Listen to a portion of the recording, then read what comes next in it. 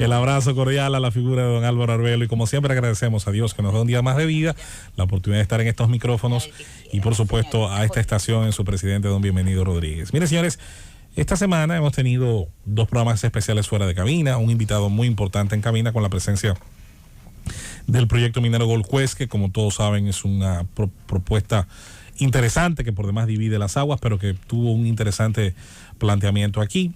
El lunes un espacio desde la sede del Partido de la Liberación Dominicana y el día de ayer en un espacio especial muy importante, muy humano, desde el Hospital Inicio Calventi.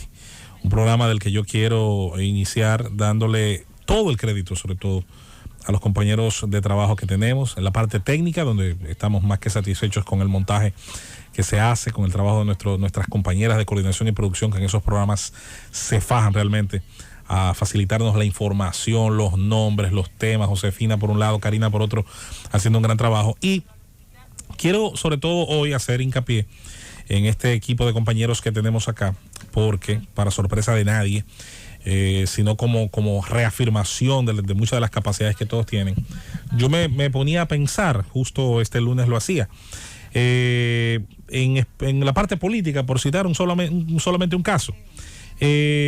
Comienzo por ejemplo por Rosendo, cobertura del Palacio Nacional, cobertura de fuente política por años, fue parte de un staff de prensa oficial de un gobierno, de las cercanías incluso de un presidente de la República, el compañero Conde con una joven carrera política en su provincia, un participante plenamente en diferentes procesos políticos, más allá de que su profesión como litigante y como docente pues también le ocupa muchísimo tiempo.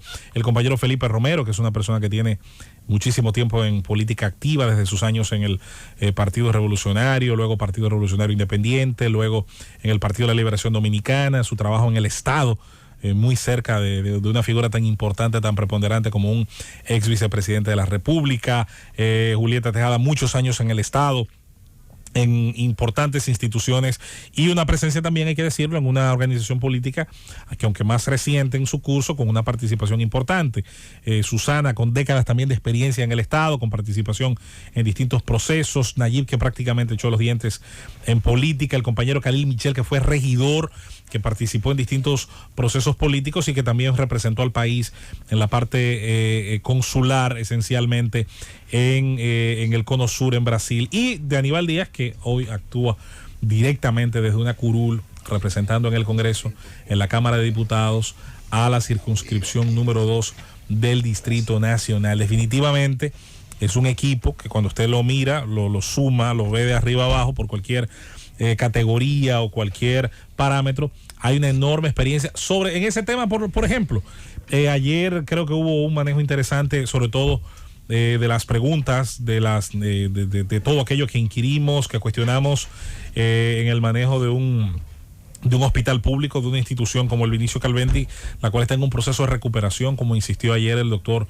Alfaro Plá, en un intento de elevar lo que se encontró, sea lo que sea, y en el estado en el que hubiera estado, de llevarlo al máximo nivel posible en términos administrativos para que su resultado sea el más satisfactorio en términos de servicio para los ciudadanos dominicanos que allí asisten, que son casi siempre obviamente los desprovistos de la fortuna, aquellos que no tienen alternativas, aquellos que no pueden tener otras opciones. De manera que quería públicamente agradecer a los compañeros, agradecerle ayer y reconocerle eso. Siempre he creído que estamos rodeados de compañeros de mucho conocimiento, de mucha responsabilidad y de mucha experiencia. Ese ejemplo que puse en la política pudiera ponerlo en otras áreas.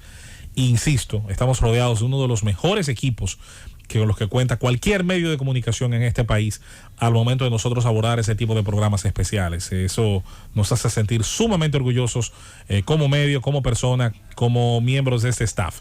Es el resultado que veo cada vez que nos toca tener este tipo de episodios, y vamos a seguir como siempre haciendo lo que esté en nuestras manos por generar este tipo de contenidos, porque enseña al final una dirección. ¿Qué es lo que se necesita para mejorar nuestro país en algún aspecto? Esto, lo otro.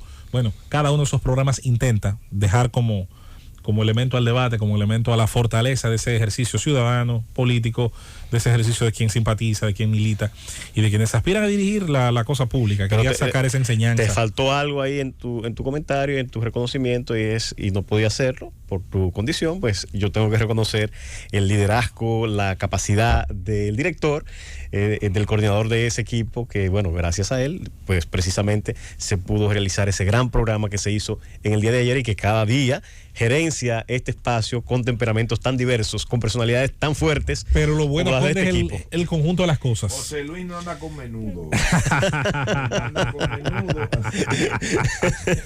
Lo bueno y lo que me siento orgulloso es del conjunto de las cosas. Y yo insisto, este equipo no hay por donde usted lo tome en ningún punto flojo. No importa si el programa es de infraestructura, como si es de temas partidarios, como si es de temas sociales, como si es de un tema de seguridad, como si es de un tema de salud. Definitivamente que el producto final, yo creo que se hace todo lo que está en nuestras capacidades, que yo insisto y defiendo. Las capacidades de nuestros compañeros son muchas, y definitivamente que espacios como el de ayer, cuando ves lo que ves en las redes sociales, en las respuestas, en lo que nos comunica la gente, pues uno se siente orgulloso. Miren, hoy día jueves, quería referirme esencialmente a una cifra. Los números, con los números es como con las palabras. Lo más importante es el concepto que transmiten, lo que está detrás. A veces uno no siempre domina la fórmula en la que se calcula cualquier cosa, pero el número final comunica un concepto. La prima del dólar, por ejemplo, cuando se dispara, usted no tiene que ser un economista de Harvard para saber que hay un proceso de devaluación de la moneda. Cuando usted escucha, por ejemplo, a uno de nuestros compañeros hablar de la tasa del Banco Central, la tasa de política, que se ha explicado 1000 veces, se habla entonces de la tasa de política monetaria activa o pasiva, se habla del valor que tiene el dinero como mercancía. Al final, cada una de estas cifras, cada uno de estos números que nos rodea, comunica un concepto. Y lo importante es, sobre todo en términos comunicacionales, en términos sociales, es entender el concepto que esos números comunican. Siempre eso está por encima. Lo otro es importante, muy importante, y por eso gozamos de la participación de técnicos de preparación extraordinaria como Jaime en economía y otros más, pero siempre insistimos, el concepto del valor por encima de la fórmula. Las fórmulas luego se aprenden, luego se perfeccionan, se discuten, hay grandes procesos de discusión teórica sobre cómo hacer las cosas mejor en tema de esas fórmulas, pero lo importante es el concepto. Miren, dentro de todas las cifras y el mar de cifras en el que vivimos, quería destacar una, y era el proceso, por ejemplo, y lo voy a tocar hoy porque siempre creo que las primeras políticas, las más importantes, son las que más vidas afectan, las que más condiciones de vida cambian. El proceso de zona franca, que se puso muy de moda hablar de zona franca aquí, final del 80, principio de los 90, y que luego se fue profundizando, se fueron gestionando mejores condiciones, leyes, aportes. Fíjense que ha sido una de las pocas políticas macro del Estado Dominicano que no se debe abandonar y que se mantiene en el presente, todavía incluso en otras partes del mundo, como una apuesta importante. Algunos países, más que hablar de zona franca, hablan de zonas especiales. Antes de ayer, de hecho, salía un top de cuáles eran las zonas especiales más productivas económicamente del mundo. La mayoría estaba en Asia, algunas estaban en África, no vi ninguna de América Latina, y eso de verdad que me hace sentir un poco como siempre estamos a veces a la saga. El subcontinente que produce más materias primas del mundo no puede penosamente tener un solo ejemplo en ese top 10. Increíble. Y eso es una lástima. Y ahí pensé en nuestro país.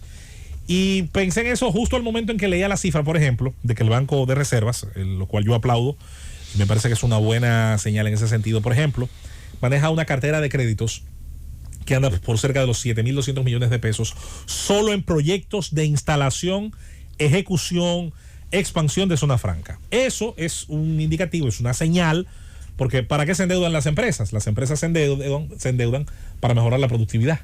La mejora de la productividad con mejores equipos, con mejor preparación de sus recursos humanos, con mejoría de infraestructura, con corrección de errores, de vicios de construcción o de riesgos o de elementos de riesgo, se supone que mejora la productividad y que puede permitir entonces, como elemento de compensación de ese crédito, que poder decir que su productividad, señalar, garantizar que la misma se va a sostener en el tiempo. El crédito por eso, y era interesante, hace unos días Nayib trató ese tema y a mí siempre me ha llamado la atención cómo penosamente se ha festinado políticamente, y creo que sobre eso señalaba Nayib, que hay que tener cuidado con festinar el tema del endeudamiento. El endeudamiento, por eso hay que tener mucho carácter cuando se señala. El endeudamiento, y yo en eso he tratado de cuidarme toda la vida, los países más endeudados del mundo son los más ricos. ¿Por qué? Porque la base de su endeudamiento es su productividad. Usted ve el endeudamiento de Japón, el más grande del mundo en relación a su PIB. Ahora, Japón produce riqueza. Que el endeudamiento per se no es malo. Sino el para qué. El para qué se va a utilizar ese crédito. Es la clave. Porque si usted toma un préstamo para comprar su casa, la vivienda, hay mejoría en la calidad de vida. La vivienda donde va a estar usted y su familia, lógicamente que es un préstamo positivo. ¿Por qué? Porque usted va a mejorar la calidad de vida, le va a dar seguridad a su familia. Hay una serie de cosas que son tangibles y otras intangibles que son beneficios. Ahora, si es para allá a Disney, escúcheme, pero... Exacto. Ahora, si para usted coge un préstamo para allá a beber romo... como que, ¿verdad? Así no sirve. Eso no tiene productividad a largo plazo. Y que conste que me está mirando Malcundo, no tenemos problema con el romo. No, pero yo no tengo problema con eso. En todo caso, Nayib, y quiero aterrizarlo de la siguiente manera. Las zonas francas están diciendo con eso que su visión aquí es a largo plazo. Eso es lo primero. Su visión es a largo plazo porque ese tipo de crédito ni se toma a 3 meses, ni a 6, ni a 1 año, ni muchas veces a 5. Son créditos de largo plazo. Segundo, se ha hablado mucho del hub logístico, que es parte de... ¿Por qué? Porque hablar del hub logístico no es solamente almacenar mercancía que está de paso, es también poder transformarla, es poder utilizar las capacidades que tiene la República Dominicana para que mucha de esa mercancía pueda generar ensamblado, puede generar algunos aspectos de valor agregado y seguir su ritmo allí donde va a ser consumida finalmente. Luego está el tema, y lo hablaba, y rescato otro comentario hace unos días de el amigo Manuel Conde. La zona franca, que no siempre es manufactura, la zona franca puede ser de muchos tipos. Los call centers están dentro de la ley especial de zona franca. ¿Y qué exporta? Servicios. En vez de exportar una mercancía que tiene un peso, un volumen, una longitud, que es tangible en nuestras dimensiones materiales, lo que exporta es un servicio que a través de telefonía le da información a una persona que lo necesita donde quiera que esté, esencialmente en el primer mundo y muy esencialmente en Estados Unidos. Y también el tema de los software. Por ejemplo, hay varias zonas francas en el país que lo que hacen es diseño de software. Por ejemplo, que también es un producto de diseño que puede tener uso en cualquier parte del mundo y que también forma parte de la exportación, en este caso ya de un bien que tiene básicamente, ¿cómo se llama?, propiedad intelectual. De manera que al final, todo el tema de zona franca, que insisto, no solo se remite al aspecto industrial, al aspecto textil, al aspecto de la vieja idea de la manufactura, pero que mantiene igual una participación de la misma, tiene también una enorme ventaja, y es que transfiere conocimientos a talentos locales, transfiere conocimiento. ¿Cómo empezaron todos los procesos de industria y zona franca en el país? Empleando solamente a la mano de obra menos calificada, la que iba a empujar, a alar, a cargar, a organizar en un almacén. ¿Qué pasó en el tiempo? Hubo entonces que acudir también y formar quienes luego iban a vigilar esos procesos, a activar las maquinarias, a darle mantenimiento, pero luego a tomar decisiones estratégicas sobre el producto, luego a diseñarte el recorrido logístico, la trazabilidad, diseñar todos los aspectos. Yo que orgullosamente debo decir, alguna vez estuve en las aulas aprendiendo ingeniería industrial, esa carrera llega al país, entre otras cosas es bajo la promesa de una industrialización que es incipiente, nunca tan agresiva tal vez como debió ser, y tal vez bajo esquemas ya abandonados porque en su momento fueron más ambiciosos, como el proceso de sustitución de importaciones, y tal vez otras decisiones que hoy jugamos tal vez no fueron las mejores, pero igual la idea de que podía el talento dominicano, y puede, y lo ha demostrado, también insertarse en lo más alto de esas cadenas de fabricación, distribución y venta finalmente al detalle de productos, o en el caso que nos compete como una isla ubicada de manera muy estratégica en el punto que nos tocó del continente, pues ser parte entonces de ese recorrido. Y voy a poner un ejemplo,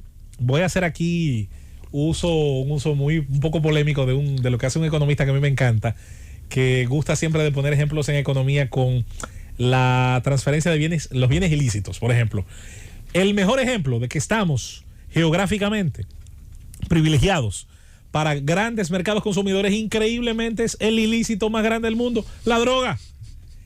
Si por aquí tiene que pasar de manera ilegal, supuestamente, de manera en teoría perseguida por la ley y supuestamente rechazada por la sociedad, que luego eso habrá que discutirlo en términos realistas, nos está diciendo que ese mismo camino que sigue un bien ilícito lo pueden seguir otras materias primas que son lícitas, a las cuales se le puede agregar valor en el territorio dominicano, con todas estas capacidades de años aprendidas más, las que debemos seguir sumando. José Luis, permíteme, por favor, y disculpa que te interrumpa, porque recibimos una información desde la zona este del país. Me dicen que ocurrió alrededor de las 9 de la mañana, tal vez un poquito más, un fuerte accidente en la carretera Bávaro-Miches. Nos da la información de que hay alrededor de unos 20 turistas heridos. Vaya. Hay personas muertas también en este accidente. Una situación bastante lamentable, ¿verdad? Pero vamos a recibir en breve más detalles de este trágico accidente ocurrido en la carretera Bávaro-Miches. Nos dicen que el autobús es de la compañía Suero Servibus. Okay. Suero Servibus es la empresa que supuestamente es la dueña del autobús que ha tenido este accidente en la mañana de hoy. 20 heridos, también dice aquí otra información que nos llega ahora en este momento. Cobró la vida también de varios extranjeros. El autobús de transporte turístico se desplazaba por esta carretera. Supuestamente se le explotó un neumático, lo que provocó que el conductor perdiera el control y diera varias vueltas en la vía, justamente en el cruce Domingo Maíz, no sé, le dicen a ese cruce. Domingo Maíz con carretera Bávaro-Miches. Ahí, en ese lugar, justamente en el cruce Domingo Maíz, luego de que un neumático explotara, perdiera el conductor el control del autobús, diera varias vueltas. Y por eso hay más de 20 turistas heridos. También dicen que hay varios extranjeros fallecidos. La noticia, la actualización que tengo son 2 muertos y 48 heridos. Qué barbaridad. ¿Y la nacionalidad de los muertos? No la especifica esta información. Bueno, una lástima. Ojalá que ese levantamiento permita saber todo, cómo se genera el accidente, cuáles son las condiciones, como ha dicho Nayib. Es una pena, porque es el tipo de información que sí o sí igual es dañina para nuestra imagen, sobre todo en temas turísticos. Y que pudo ocasionar que esa llanta se explotara también. Porque bueno, a veces, sí hay descuidos, a veces hay falta de mantenimiento. a veces Miren, hay falta de mantenimiento. voy a cerrar entonces esta participación. Perdón, darle las gracias a el señor Héctor Vázquez, que se comunicó con Aníbal Díaz y que también nos sirvió la información, y por supuesto a nuestro gran amigo y siempre corresponsal de esa zona del este, Johnny Espinal, que nos dio toda esta información y esos detalles de lo que ha ocurrido en la mañana de hoy, lamentablemente. Ahí está, gracias Nayib, y ahí está esta información servida para el país a través de la Z101. Entonces, cierro esta información haciendo nueva vez un resumen. El Banco de Reservas, que es un banco mixto, en tanto pertenece al Estado Dominicano, pero tiene un manejo con los mismos estándares que la banca del mercado, informa que de su cartera de créditos, más de 7,000 billones de pesos van a los proyectos de zonas francas. Eso representa un poquito más de la quinta parte, pero puedes redondearlo. Es la quinta parte de los créditos que genera la banca dominicana en general hacia este tipo de emprendimiento en el país. Eso quiere decir entonces, si usted lo multiplica por 5, solamente en el tercer trimestre del año, eso quiere decir que trimestralmente este sector está asumiendo compromisos con la banca superiores a los 35,000 billones de pesos. Eso es una cifra respetable, porque estaríamos hablando perfectamente que la banca dominicana está poniendo en las manos de este tipo de procesos, este tipo de proyectos, una cantidad, incluso cuando usted la lleva a dólares, es una cantidad impresionante y mucho mayor a la que ocurre en otras naciones de nuestra América Latina. Y como hemos dicho, comunica un concepto. ¿Cuál? Seguridad jurídica. El hecho de que más allá de toda la problemática política y social que nosotros discutimos y debatimos día a día, es inferior a la de otros países de América Latina que no dan esta seguridad. Las calificadoras de riesgo hace muchísimo tiempo nos han colocado dentro de un espacio de tranquilidad dentro de América Latina y el Caribe que ha permitido esta inversión. Ninguna inversión del tipo de zona franca, de cualquiera de las que hemos mencionado, es de corto plazo. Son inversiones de larguísimo plazo, algunas de ellas con años para poder recuperar el costo de la primera instalación. Imagínese usted luego si va a la banca, se acude a la banca nacional, se toman créditos de este nivel, de este volumen del que se hablan, es porque se tiene la confianza, señores, de un país donde están los recursos humanos que son capaces de sacar adelante estos emprendimientos y donde existen las condiciones de mercado, ya sea que se consuman aquí o que se generen para que desde otras naciones se pueda consumir el producto o el valor agregado del servicio que estas instituciones generan en su participación en la economía dominicana. La zona franca ya no es solamente ese mal empleo, ese empleíto que mucha gente tenía y que bueno, era lo único con lo que podía tenerse dentro de su pueblo y que lo llevaban en guagua como si fueran ganado. Hay en la zona franca una participación de talento dominicano con educación de grado y posgrado. Hay un proceso de formación de talento que ya sea que se quede en el área de zona franca o que salga del área de zona franca, luego tiene unos conocimientos aprendidos que sirven en el mercado laboral para abrir ese camino. Esta cifra del Banco de Reservas, que también tuvo la participación ahí del ministro Ito Bisonó, de Industria y Comercio, manda una señal, comunica un concepto que va, la cifra es poderosa, muy poderosa, pero va más allá de la cifra y tiene que ver, señores, con señales que los mercados, que los capitales, que nunca son ociosos. El dinero, sobre todo cuando se acumula en grandes cantidades, es el mayor consumidor de información.